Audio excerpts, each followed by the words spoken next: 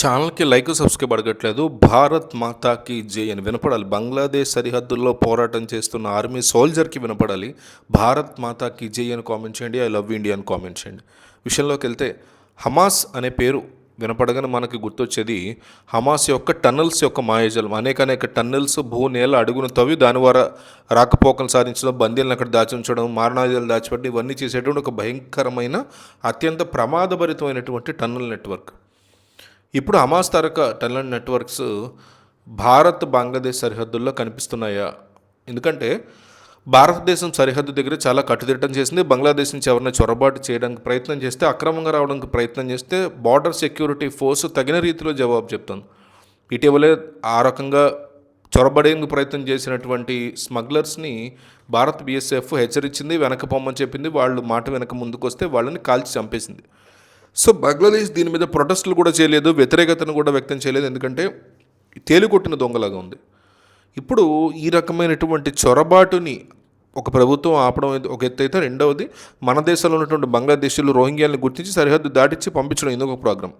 వేల సంఖ్యలో ఈ రకంగా సరిహద్దు దాడించడం అనేది జరుగుతుంది. దాంతో చొరబడి మన దేశంలోకి వచ్చి మన వనరులను దోచుకునేందుకు, ఇక్కడ ఉన్నటువంటి సదుపాయాల్ని తీసేసుకునేందుకు, ఇక్కడ జనాభా యొక్క స్వరాభాల్ని మార్చేటువంటి ప్రయత్నం చేసేందుకు హమాస్ మోడల్ టనల్స్ని వాళ్ళు తవ్వుకుని పెట్టుకున్నారని ఇంటెలిజెన్స్ వర్గాలు చెప్తున్నాయి. ముఖ్యంగా బెంగాల్, వెస్ట్ బెంగాల్, పశ్చిమ బెంగాల్, బంగ్లాదేశ్ సరిహద్దుల్లో కంచెకి అటు ఇటు అనేక రకాల సొరంగాల్ని తవ్వి వాటి ద్వారా బీఎస్ఎఫ్లకి చెక్మా ఇచ్చి సరిహద్దులో ఉన్నటువంటి సర్వేలు సిస్టమ్స్ అన్నింటినీ కూడా మోసపుచ్చి దేశంలోకి ప్రవేశించేందుకు పెద్ద ఎత్తున ప్రయత్నం జరుగుతుంది. ఈ రకమైనటువంటి సొరంగాలు గుర్తించడం జరిగిందని చెప్పేసి బెంగాల్కి సంబంధించిన వార్తాపత్రికల్లో కూడా కథనాలు వస్తున్నాయి.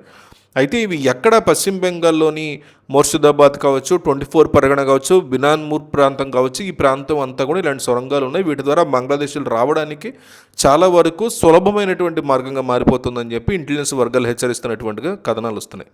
తమాషాకరమైన విషయం ఏంటంటే భారత్ బంగ్లాదేశ్ సరిహద్దు, ముఖ్యంగా బెంగాల్లో ఉన్నటువంటి సరిహద్దు చాలా విచిత్రమైన సరిహద్దు. బహుశా అలాంటి సరిహద్దు ప్రపంచంలో చాలా తక్కువ దేశాల్లో ఉంటుంది. ఎందుకంటే సరిహద్దు చివరి రేఖ వరకు కూడా ఇటు అటు కూడా ఇళ్ళు ఉంటాయి. మధ్యలో రైలు పట్టాలు ఉండడము, లేకపోతే ఒక్కొక్కసారి వాహనాలు వచ్చి వెళ్ళే రోడ్డుకి మధ్య భారత్ బంగ్లాదేశ్కి సంబంధించిన విభజన రేఖను కూడా గుర్తించేందుకు పెట్టినటువంటి బార్డర్ స్టామ్స్ కనిపిస్తాయి అక్కడ.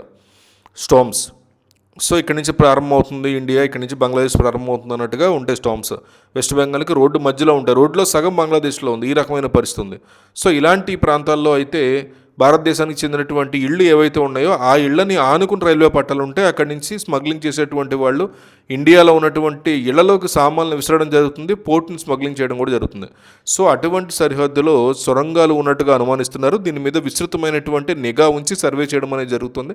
ఈ రకమైన కార్యకలాపాలు ఎక్కడ జరుగుతున్నాయి, ఎక్కడ సొరంగాలు ఉన్నాయి, ఎన్ని ఉన్నాయి అనే దాని మీద వెతికేందుకు నిఘా వర్గాలు పెద్ద ఎత్తున ప్రయత్నాలు చేస్తున్నాయి. ఇప్పటికే పశ్చిమ సరిహద్దులో చాలా చోట్ల సొరంగాలు ఉన్నాయి. వాటికి సంబంధించి ఉపయోగించి ఉగ్రవాదులు భారత్లోకి వచ్చి ఉత్పాతాన్ని సృష్టించారు.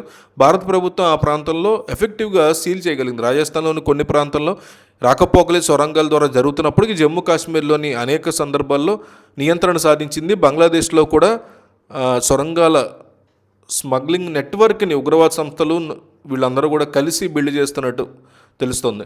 దీని మీద విస్తృతమైనటువంటి సర్వే నడుస్తుంది. నిఘా ఉంచి గుర్తించి వీటిని ఎలిమినేట్ చేసేటువంటి ప్రయత్నం జరుగుతుంది. కానీ చొరబడే వాళ్ళు ఎన్ని రకాల స్కీములు, ఎన్ని రకాల పద్ధతుల్ని, ప్లాన్స్ని అవలంబిస్తున్నారు, కుట్రలు పన్నుతున్నారని చూస్తే వాళ్ళ లక్ష్యం కేవలం పొట్ట కోసుకోవడం కాదు, కేవలం భారతదేశంలోని సరిహద్దు జిల్లాల జనాభాని, స్వభావాల్ని పూర్తిగా మార్చివేయడం అనేది వాళ్ళ టార్గెట్గా మనకి క్లియర్ కట్గా తెలుస్తుంది.